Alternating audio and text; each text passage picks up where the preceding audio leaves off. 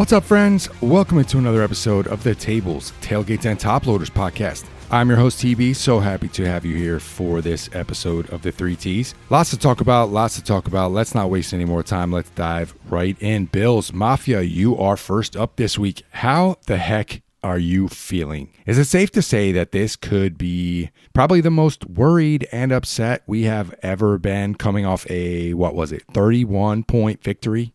So, in case you missed it, in case you were living under a rock, the Bills defeated the Carolina Panthers 40-9 on Sunday afternoon in Charlotte, North Carolina, in front of a stadium that was at least 50% filled with Bills fans. It was kind of crazy. Some of the numbers, maybe it was 60, 65%. Crazy turnout by Mafia, but we always travel well down there.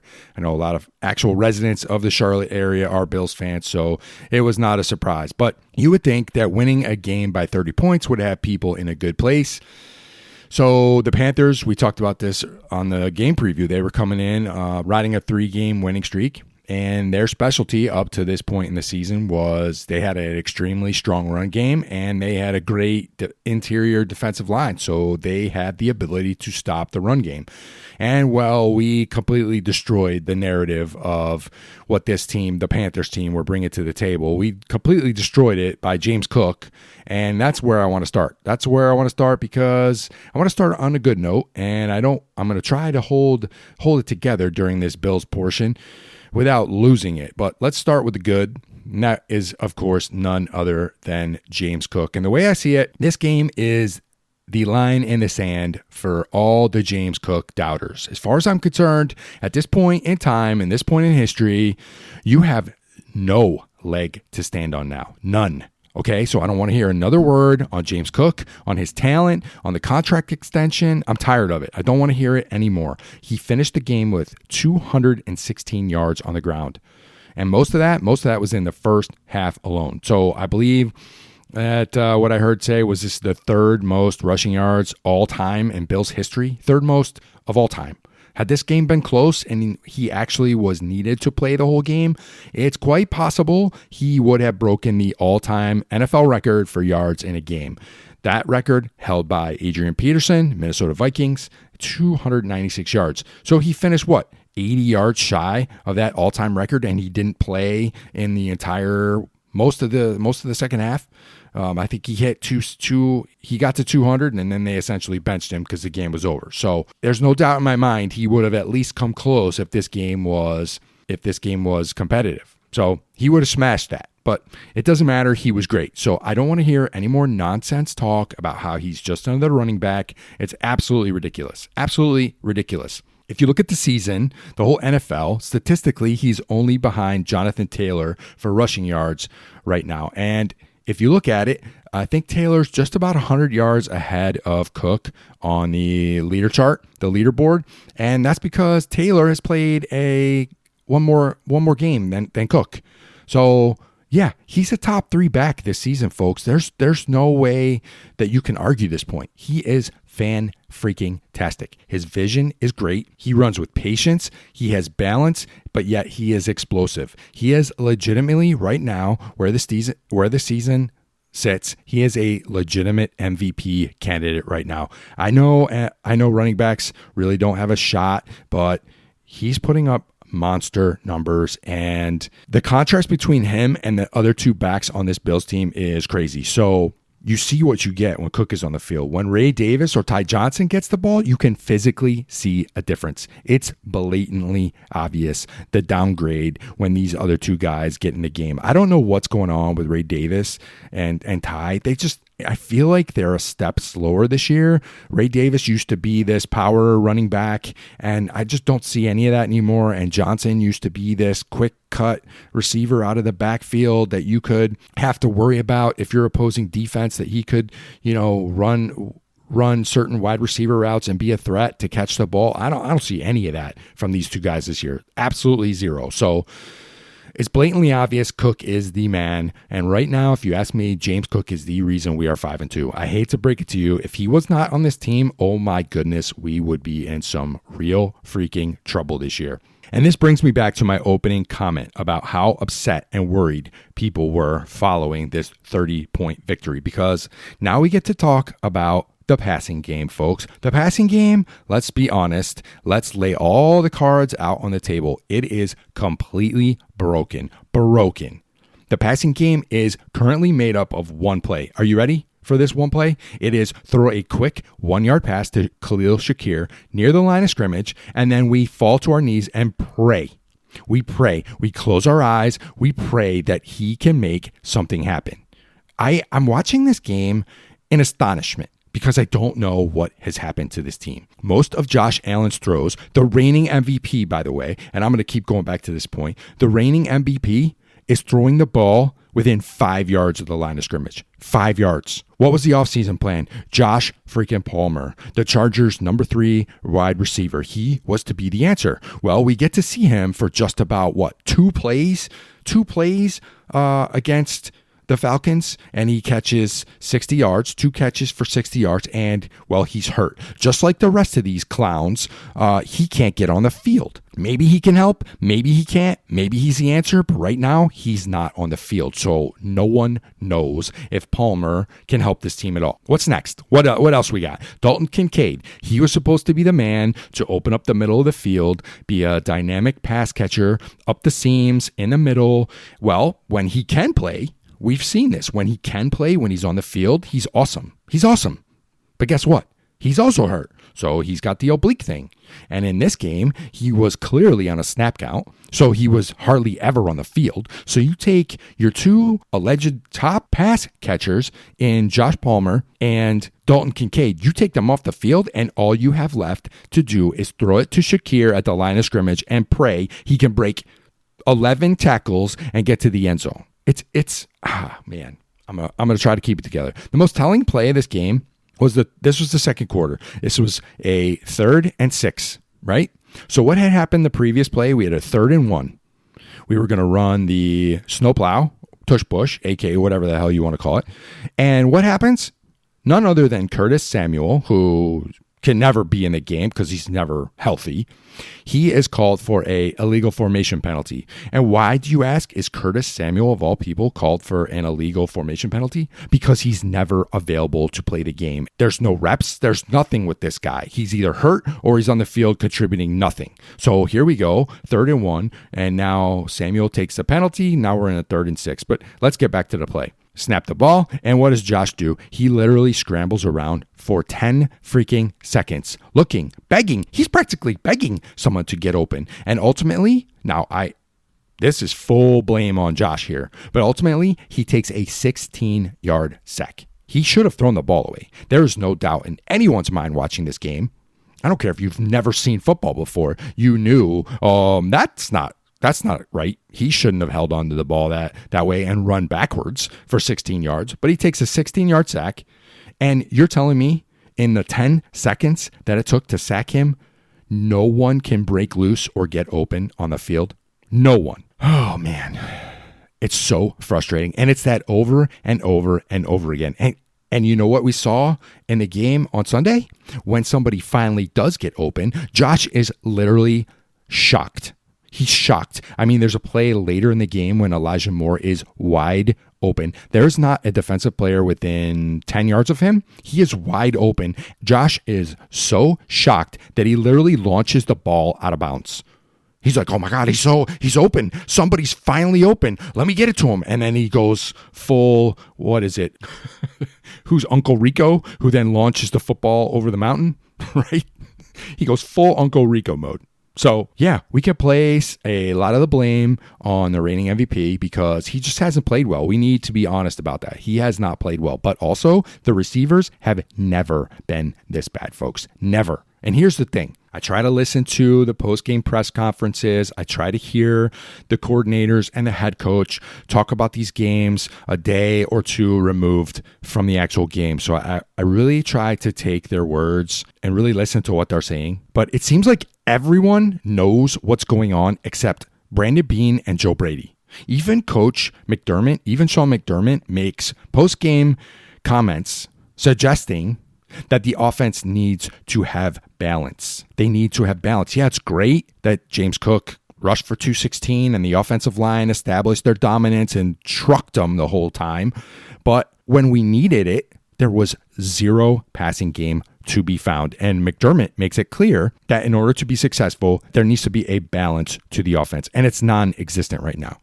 They have to be able to rely on the passing game when it's needed in the game. They have to be. So what does Joe Brady do? Because here I am thinking Joe Brady's going to come forward and be like, yeah, there's a lot to clean up. We got a lot of problems. He has a press conference, and then he goes on to say that there's no problem at all with the passing game. There's literally no problem at all. Really? Joe? What the hell are you watching? Were you also closing your eyes every time the pass is made to Shakir? Were you hitting your knees praying? Are you praying with the rest of us that one player on the team can break 10, 11 tackles and take it to the house? Because what are you watching that you're telling me there's no problems with the passing game? He said the game flow, meaning Sunday alone, the game flow meant we didn't need to pass. Nonsense. You know what else he said? He said, well, the passing game was there when we needed it against the Ravens, and the passing game was just fine against Baltimore. That was week one.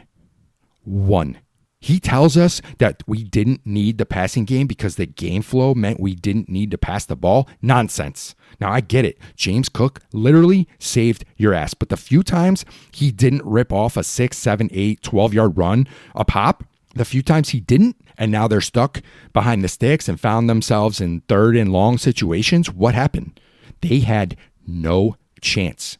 No chance at all to complete a pass. It is broken, folks. It's broken. Allen looks frustrated, despite we heard the report come out that his grandma called him and said, hey, you're not looking like you're having any fun. You need to start smiling and playing like you did years ago and start having fun. Josh Allen looks way off this year. Way off. He doesn't look like he's happy. And I think it's a byproduct of simply not being able to trust a single person in the passing game. He can't trust them to stay healthy. He can't trust them to get on the field. And when they are on the field, he can't trust them to be open and run the right routes. There was one play, and I can't remember the wide receiver. I'm seeing Dawson Knox yell at another receiver because they're not in the right spot on the formation. And I'm like, what is going on with these guys? And then, oh my goodness.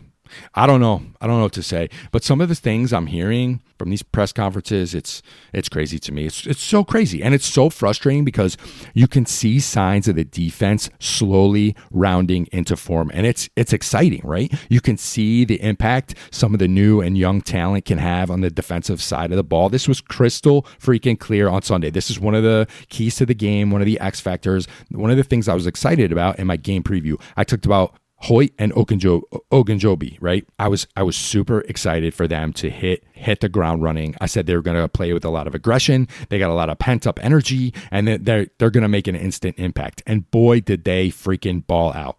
Hoyt was a immediate impact player on the defensive side of the ball. He was dynamic, and he made an immediate impact. It was so cool watching him line up literally all over the line. He was standing up. He was down a 3-point stance. He was pacing around. It was crazy. It was like a rabid dog just trying to get after it. And I'm like, dude, this guy can freaking ball. It was awesome. He played with so much energy, so much juice. He brought such another dynamic to this defense. It was awesome to see.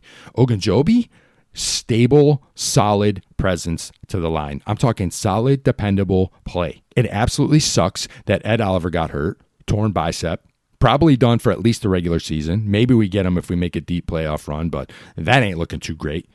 But can you imagine Ed Oliver paired up with these new defensive players, and we have a full complement of our defense playing together and gelling over the second half of the year? There's excitement there. Maxwell Hairston, he played just under half the snaps on defense. You can clearly see in 20 some snaps he played, you can clearly see why he was the number one pick. This dude is electric. His speed is off the charts. It's awesome. And this is exactly what we needed. Fresh, young, energy, speed, juice. Jordan Hancock, they put him in at safety. They were flipping back and forth. It was the Jordan and Jordan show at free safety. He brings speed to the table. And it was so refreshing to see new guys who can run fast. They were just getting after it. It's so awesome. We weren't giving them these 10, 15, 20-yard cushions because we were worried that these guys were going to blow by us. So refreshing to see speed on the defensive side of the ball. Now, I know we have a ways to go. I know I'm trying not to get ahead of myself on the defensive side because I do recognize that we were playing Andy Dalton and the Panthers, and we completely shut down their running game, and we forced Dalton to have probably one of his worst games ever. And Andy Dalton looked every bit the part of a 15-year quarterback that just looked completely out of his league. So I'm trying to pace myself and not get way ahead, but you can see where the improvements can be made with the pieces that we actually have. Now, yeah, we might need to pick up a defensive line player via trade or free agency to offset the Oliver injury. And we can't replace Oliver, but adding these two guys to the line, it helps a lot. It goes a long way. And then hopefully if Milano comes back and Bernard fixes his ankle and we don't have to rely on Trey White for 95% of the snaps and Taylor Rapp, the addition of subtraction of Taylor Rapp is night and day. But offensively, tell me where the improvements can come from that are on the roster or that are currently sitting on the practice squad. You want to tell me Gabe Davis, is he the answer? I don't know, because I don't know. He was a downfield threat. He was one of Josh's most trusted deep ball receivers. But can he do it? Is he healthy? Is his knee gonna hold up? I don't know. I don't know the answer to that question. Is Gabe Davis the answer to our receiving woes? I don't think so. He had trouble getting open 3 years ago. I heard a caller on a radio show complain because they thought Tyrell Shavers hasn't been given a fair shake and that he could be the answer. And I'm like, oh boy, Mafia, we are in trouble if we think Tyrell Shavers is the answer. What are you watching? He's been in the games and he doesn't do anything. He was one of the last guys to make the team. I mean, we go back all the way to Hard Knocks on HBO. And he was a bubble player. And he can't get open either. But the one that really frustrates me is Keon Coleman. And I'm like, man, I hate talking about Keon. I had such high hopes for him, such high expectations. I thought there was a lot of promise, and I'm not writing him off yet just because this year hasn't gone to expectation. I don't want to do that. But right now, it is not working. He is not working. And it's extremely frustrating when I'm listening to Joe Brady saying in his press conference the other day that Keon Coleman just played his best game. He literally said Keon Coleman played his best game. And I'm like, what the hell are you talking about? And I'm really starting to wonder if Joe Brady is delusional. Is he like losing his mind? Does he need to be committed, or is he just out there protecting his guys?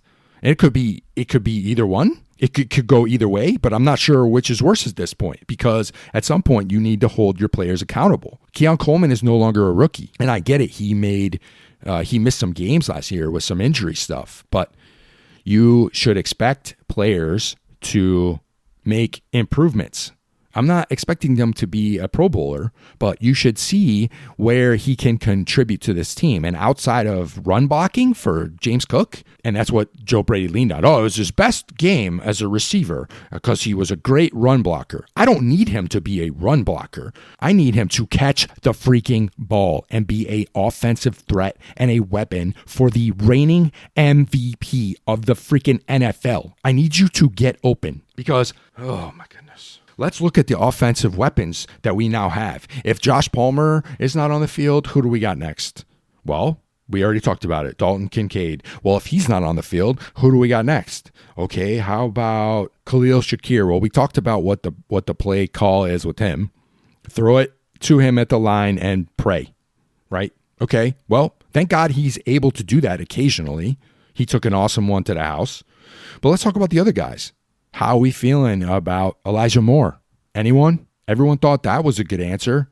How are we feeling about that? Curtis Samuel, he's non-existent. I don't know which of those two is going to suit up week to week. Who's even going to be active on game day? And then you have Tyrell Shavers. So right there, you have Keon Coleman, Elijah Moore, Curtis Samuel, and Tyrell Shavers. Do any of them need to be on the team right now? Obviously, we're going to keep Keon because this is his second year. And I really think like that needs to be a work in progress. But the rest of them, are you kidding me? So we have a cast off from the Chargers. Josh Palmer is supposed to be our savior. He was their number 3 wide receiver. He's now what? Our number 1? Or is it Dalton Kincaid? Okay, well, your two number one wide receiver options can't get on the field, and now you have Khalil Shakir. We're at a turning point here. We are at a turning point, and I got to tell you, the natives are growing more and more restless, folks. If you remember, if you go all the way back to the offseason, there was this huge fiasco with Buffalo local radio and Brandon Beane, where he calls in and he gets all bent about how they accused him of not, helping the wide receiver room, and he loses his mind, right? And he defends the room, and he's like, oh, we were a great offense last year, and blah, blah, blah, blah. You could see the cracks in this theory, this everybody eats nonsense last year, and he just flat out refused to do anything to get Josh, the reigning MVP, more talent, more weapons, more offensive firepower. So now, what has he done? He's essentially backed himself completely into a corner. Well, my scenario, throw this everybody eats in the freaking dumpster. I am so sick and tired of it. I was bought in last year. I drank the freaking Kool-Aid, but now I don't want to ever hear the phrase everybody eats ever again. I'm watching Monday Night Football. I sat down to watch Monday Night Football last night. Kansas City against Washington, right? Before the game even starts, Patty Mahomes, everyone's favorite freaking Patty Mahomes, he's interviewed before the game, and what does he say? He mentions the phrase everybody eats. And I think I threw up in my mouth. Right? I think I did. And I turned to my wife. I go, what the hell did he just say? Did he really just say everybody eats? Everyone knows. Everyone in the league knows this is the Bills' motto for their offense because they don't have a true number one pass catcher. Well, now I never, ever want to hear that phrase again, ever, in regards to the Buffalo Bills passing offense. Everybody eats. No one is eating. I talked about this before. No one is eating. They are all starving, and they will continue to starve because they can't get open. And when they do get open, on the rare occasion, it's like a mirage in the desert. Josh thinks they're open, and so he launches it into the next galaxy. Oh, my goodness. So now Brandon Beane has less than a week. He's got a week to make something happen, or there literally could be mutiny on his hands. The fan base is going to lose their collective freaking minds if he doesn't get Josh more weapons. And like I said, everyone sees this. Everyone. So he's got two choices. Is he going to be stubborn and go down with the Titanic, go down with this sinking ship, or is he going to push away his pride and get to work and try to fix this offense? As I said before, do whatever it takes. Whatever it takes. Come on, Brandon Beane, do whatever it freaking takes. What are you waiting for? You knew the trade deadline was coming. You knew this was happening. And you knew Kansas City was next up. At this point, go to New Orleans. See if we can get a package deal. Go get Olave and Shaheed. Tell me, New Orleans, who just benched awesome Spencer Rattler, tell me, what do you want for this pair of wide receivers who are allegedly on the trade block? I will take them both right now, not next week at the deadline, not next Tuesday at 4 o'clock or whenever the hell it is, right this freaking second. You're telling me Brian Thomas Jr. is available? And the Jags are stupid enough to trade their number one pick? What does it take? The Dolphins are out of it, and they're allegedly shopping Jalen Waddle. What does it take? I don't care what the cost is anymore. I don't care. It doesn't matter. We can't stockpile draft picks because we can't seem to get them right half the time anyway. Deion Walker is going to literally be, and hopefully Maxwell Harrison, but your track record of hitting with a good percentage is not good, Bob. Right? And this is the sad part. It's already too late for the Chiefs game. It's already too late. And I have a bad feeling about this one. A bad feeling. The stress meter, it's already through the roof. But I'm not even going to get to that because I'll deal with that when I get to the game preview later this week. But he has wasted enough time. Get impact receivers in the building now before it's too late. You have a fan base that is begging you to stop wasting Allen's career. Surround him with talent on that side of the ball. Get him more offensive weapons. I don't care about draft picks anymore. Trade them all. Who was the GM of the Rams, right? His famous quote was, F them picks. Like, it worked out well for them, didn't it? It worked out well for them. They won. They celebrated. They were the last team to celebrate at the end of the year. They won the freaking Lombardi trophy. That's all I care about at this point in my life. Win it all. Win it all. Brandon Beane, do what it takes. Like I said, there's going to be a freaking mutiny. And it's really crazy to talk like this when we are 5-2 and coming off the heels of a 40-9 victory. But we got the Chiefs. Anyone want to tell me the Chiefs aren't looking like a juggernaut again? The Chiefs and the refs and Arrowhead, which is where every game they ever play is held. I don't know. It's so frustrating. Yeah, we can beat these lower level teams, but you keep running the show like this, when we get to the playoffs, there's no chance we beat some of these upper tier teams. And there's more teams added to the mix now. So it's not just us and the Ravens and the Chiefs. We were setting ourselves up this year for such success, and we have freaking blown it. Oh my gosh. I don't know. I don't know what this fan base is going to do if Brandon Beane sits on his hands in the next 7 days and does not go get weapons. Can you imagine if he pulls some fourth wide receiver from some team for like a 6th or 7th round pick, and he's added to the Elijah Moore, Tyrell Shavers category of receiver? So some other bum that is exactly like these other guys. Can you imagine if that's the move? We're all going to lose our minds. We're all going to lose our minds. And he's going to go, well, this is what you wanted. You wanted me to go get more weapons. It's not my fault they can't get open. I don't know. Oh my gosh. Anyway, let's move on to the tables portion of the show. Wrestling marks. How the heck are you feeling? We are getting set up for Saturday night's main event coming up this Saturday. It's going to feature a match between CM Punk and Jey Uso. This is for the recently vacated title. Obviously, this is the belt that was stripped from Seth Rollins. He suffered an injury at Crown Jewel against Cody Rhodes. It was crazy. It's been an interesting journey to get to this point. I can't tell you I'm exactly thrilled with the participants, and frankly, I am not sure how this is going to play out. I don't know which way this is going to go. Does Jay win? Does he keep leaning into his evil tendencies? Obviously, he threw his brother out of the Battle Royal the other day. I don't know. Maybe he needs to go full-scale heel. I came up with this idea a while back that you turn Jay complete heel and you team him with a returning Gunther. I still want to see this. And maybe it's on the table. Maybe Trips heard that podcast and he's like, oh, that's a brilliant idea. That would be awesome. So what better way to do it than on Saturday night's main event? You have a returning Gunther, help Jay. He turns heel. He takes out CM Punk. Jay gets the belt. He's now a bad guy, and now you instantly have a Punk versus Gunther feud. I would love to see that at Survivor Series, and they're off and running. That would be sick. If you ask me, I would love to freaking see that. Or do they play it safe? Do they give it to CM Punk, which, if you ask me, really doesn't make a lot of sense. You would think CM Punk winning the belt after such a long time would be a bigger moment. I know he obviously won it right before the cash-in, but he had it for 5 seconds. So I'm not really sure how this goes. Maybe there is no finish. Maybe they keep kicking the can down the road, and because they can't figure out a way to figure out this story and how it plays out. I do like what Braun and Braun are doing. Maybe they interfere. They cost them both the match. Who knows?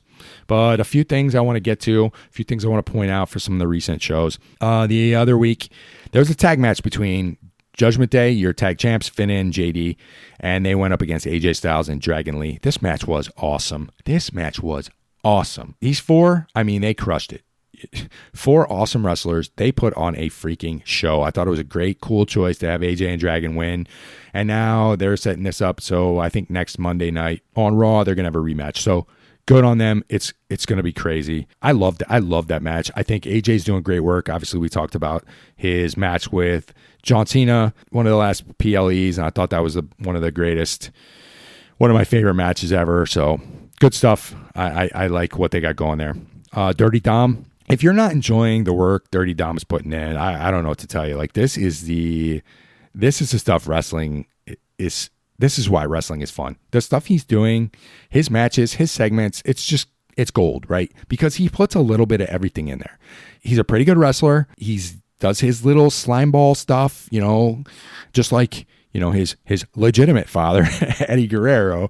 But his narrow escapes, the way he cheats, and what he's doing, he's slowly growing his fan base week after week, promo after promo, match after match. This is a super awesome, super slow, organic following that is gathering steam.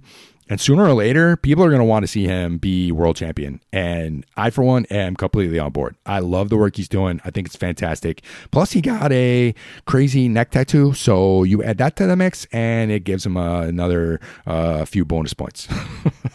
What else is happening? This Drew and Cody fiasco. I'm sorry. I don't care whatsoever. the Cody thing, I don't care. And I talked about this before. Drew McIntyre, every time he's in a big match, every time he's in a marquee match for the title or in some big feud, he never wins. So the way I see this Saturday night's main event match between him and Cody, Drew has zero chance to win. Zero chance. What they need to do is shock the world, give Drew the belt, mix this stuff up a little bit. Cody, he's freaking wearing on me. He's the soundbite. His music kicks. I get super excited for 5 seconds, and then I don't want to see him anymore. I just don't care at all. His matches do nothing for me. I appreciated the match with Seth Rollins because I'm such a huge Seth Rollins mark, but after that, I don't want to see this because I know Drew has no chance to win. But anyway, moving on. The women's tag match that was on Monday Night Raw was phenomenal. This was the main event of the show. Charlotte and Alexa are your women's tag champs, and they went up against Lyra and Bayley for the belts. I love this team of Lyra and Bayley. They're doing fantastic work. I love the crazy Bayley. Lyra is kind of feeding into it. She's doing great work, and I said this before when she was doing the solo stuff with Becky Lynch.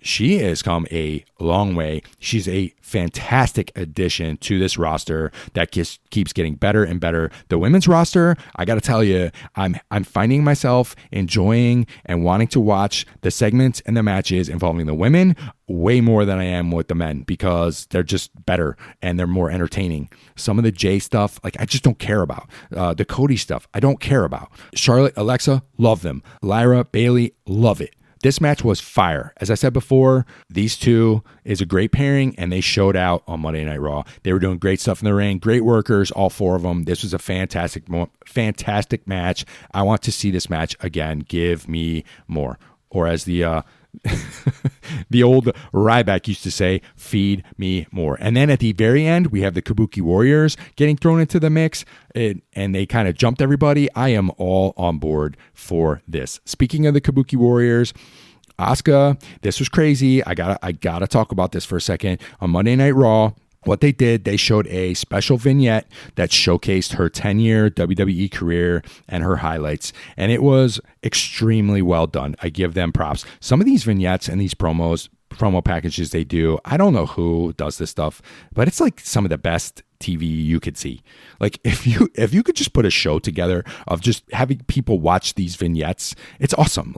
This is some of the stuff that I keep going back to when I talk about old school nostalgia and things I love about wrestling. There's certain packages, promo packages, video packages that I remember forever, and I love when they do stuff like this. But anyway, getting back, I'm getting sidetracked. They did this. It was a video package highlighting this 10-year career, and it was really, really well done. Well, the rumor is that this came as a direct response to comments made by none other than one of my favorite garbage wrestlers of all time, Bill Goldberg. So allegedly, not allegedly because I went on and read it, he ran his mouth about how his undefeated streak was allowed to be broken by what he called, quote, some girl at WWE, end quote. Well, that some girl, of course, he was referring to Asuka.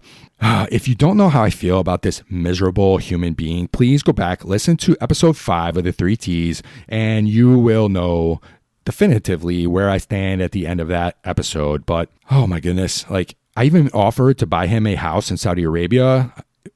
It was one of my favorite If Money Were No Object by the Week segments. I offered to send him and his family to Saudi Arabia where he could live full time because I know he loves the country so much because he's taken so much of their money, but he never called me. He never took me up on that offer. I'm sorry. I can't freaking stand this guy. I can't stand him. And the fact that after all his career, all he's done in his career, he still finds the need to get on social media and take shots at Asuka of all people, just shows you the type of person he is. He's a freaking tool bag. I can't stand him. Historically, not many people ever liked him or liked working with him, and his true colors are just shining through. So Asuka, to her credit, she came on her own socials and responded by saying she's not bothered by the comments at all and that he's entitled to his own perspective on things. So I give her mad props. She came out, she took the high road. I want WWE to be completely done with this clown. Obviously, he had his retirement match earlier in the year against Gunther, and I'm so sick and tired of Bill Goldberg. I need him to go away. That he's just ridiculous. Lastly, the last thing I want to talk about is this Maxine Dupree, Becky Lynch story. This saga has been going on for a couple weeks now. It's been getting better and better every week. And Maxine, I give her props. She is improving with each and every match. And these two, they have great chemistry together. Becky weaseled out of the last match. She got herself DQ'd. She hit her with the title, and you just find her getting more and more frustrated during these matches because Maxine's getting better and she's sticking with her, and the matches are going longer and longer, and they're really doing well together. So she gets herself DQ'd. Obviously, Adam Pearce just granted Maxine one more match sometime in the future. Obviously, this is going to be a title match. It would not shock me at all if they make the switch and if they give Maxine a run with the IC belt. But this just shows you the work that Becky Lynch is doing now, and it shows you that she is just pure freaking gold. She is making every single segment she is in absolutely great. You know, I've said this before, she's been one of my favorites. I was at WrestleMania 35 when Becky Two Belts was created and she won the main event against Charlotte and Ronda Rousey. Awesome, cool moment to be at. She's one of my all-time favorites, but every segment she's in is great. After this match with Maxine, she's seen later backstage having this interaction with Paul Heyman, and obviously this is fresh off of the Vision turning against her husband, Seth Rollins, the week before. She was brilliant in this segment. She gets in real close. She grabs him by the necktie. She's like whispering all these threats in his ear. It's just awesome. And how can anyone not see how great she is for the company? It's like, she's just great. And I mean, I'm not the only one saying it. Sports Illustrated is saying it. I love when she incorporates that line. She's just, her mic work is just continue to improve. And now it's clear she's helping to bring along new talent, and she can work with anything, anyone, anything thrown her way. She's just crushing it. I give her props. Really, really good stuff from her. So those are the things I wanted to kind of highlight in the world of the WWE. Card marks, hobby enthusiasts, top loading fans. I'm not going to spend a ton of time, but Topps NBA 2025-2026 hit the market, and it's caused freaking chaos. It's blown up. People are going crazy over it. It's been a huge success thus far. The hobby box prices and the jumbo hobbies have doubled, if not tripled. People can't get their hands on them. Retail's doing extremely well. People are posting their openings all over the place. I've watched YouTube video after YouTube video, basically diving into each and every format. I've watched people open hobbies, jumbo hobbies, blaster boxes, value boxes as you call them, fat packs. I've seen them open the hangers. It's a really cool product. I know there's always a portion of the market, always a portion of the industry that's always going to crap on paper products and how, oh my gosh, Topps overproduced this. Well, you know what? It's clear people are super excited that Topps has the NBA license back because people are buying it. They're buying it. They're having a good time. Everyone's having a good time. So let's just take a break. Sometimes you need a product that everyone can get their hands on, and that's okay. I'm not saying it needs to come out every 2 weeks or every month, but once in a while, and something that should be celebrated like this, let's celebrate it. Like, let's enjoy it. If you don't like it and it's not for you, fine. If you want to chase the big, tens of thousands of dollars hits and go invest $600 to $800 in a Panini product, okay, you've had your chance. Topps is back. Live with it, deal with it, and whatever that means for the industry, I think it's a good thing. Like, people were jonesing to get back into the NBA because I got to be honest with you, I was a huge NBA fan in my card collecting days when I was a kid. Like, I loved collecting NBA cards. When I got back into the hobby a while back, the NBA products, they didn't interest me at all. I didn't like the way the cards looked. I've never been a fan of Panini. And so I was super excited to see this product back. I actually like the way the cards look. I have pre-ordered some of the Fanatics boxes because I'm super excited to see the potential for hits to come out of there.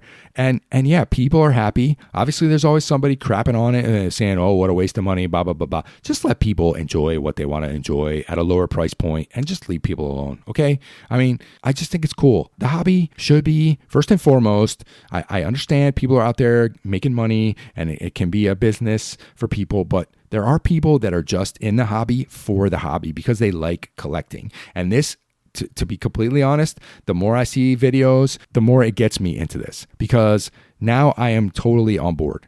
and I want to go get some packs. I want to open some hangers. I want to go get some blasters. I can't wait for my Fanatics boxes to come in. I think they are released towards the end of November. So yeah, I'm super excited to dive back into NBA because now I'm starting to watch the game again. And so what's the problem with that? What's the problem with that? So maybe, and I'm hearing stories of a lot of people who have the same opinion as me.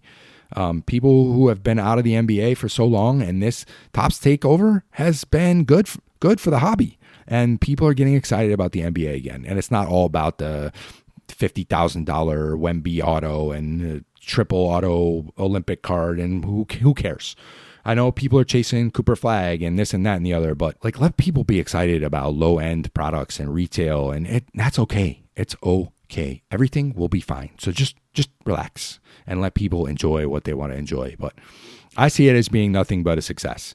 But I don't really have any more to talk about on the card market this week. I know it's a little short, and I apologize for that, but I kind of ran a little long with the Bills stuff. So we'll talk more about the card stuff next week on next week's episode. But I do appreciate everybody checking out this episode of the 3Ts. If you have enjoyed this episode or any of the episodes that have come before this, do me a favor, share it with someone you know, whether they are a fellow Mafia member, a card collector, or someone who just loves that squared circle, loves professional wrestling. It doesn't matter. I'm trying to grow this one episode at a time. Please hit that follow, hit that like, leave me a review, help me build this thing together. And as always, I appreciate you all very, very much.